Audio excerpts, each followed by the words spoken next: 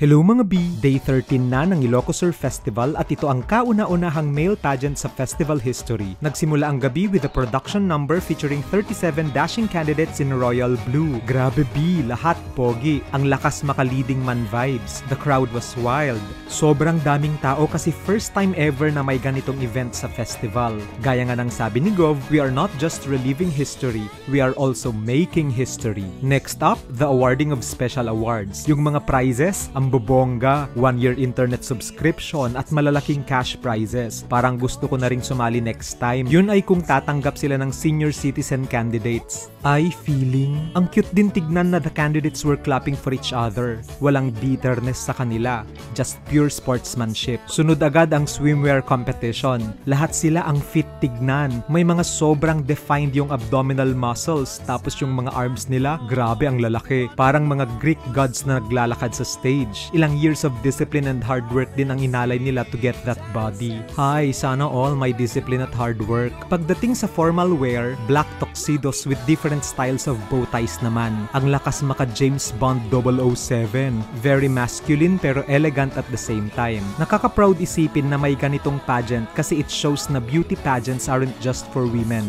It empowers young men to be confident, articulate, and responsible role models sa province natin. Bukod doon, mas na-appreciate din natin ang mga potensyal ng mga kalalakihang Ilocano hindi lang sa mga pageant stage kundi sa kanilang chosen na karera. Most of them are professionals in their own field. May piloto, artist, nurse, at teachers pa. May mga nag-e-excel na din sa social media. O diba, san ka pa? Eto na ang announcement of top 15. Sobrang intense B. 22 candidates out agad. May mga personal bets akong sure akong papasok. Nakakakaba pero solid ang batch na to.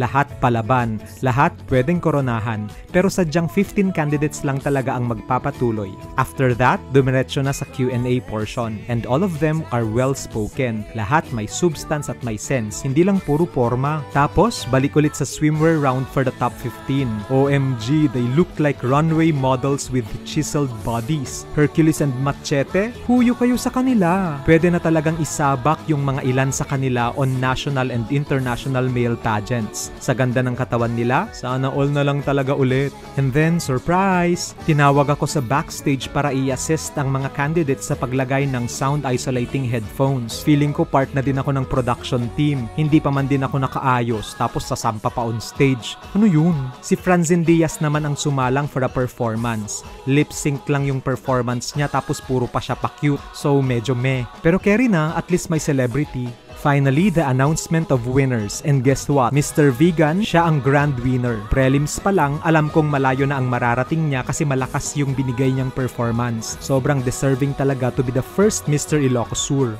These remarkable gentlemen showed na being a modern man isn't just about looks. It's about character, talent, leadership, and a sense of purpose and passion. Isong umay kan makipagragsak? Intayon, Ilocos Sur!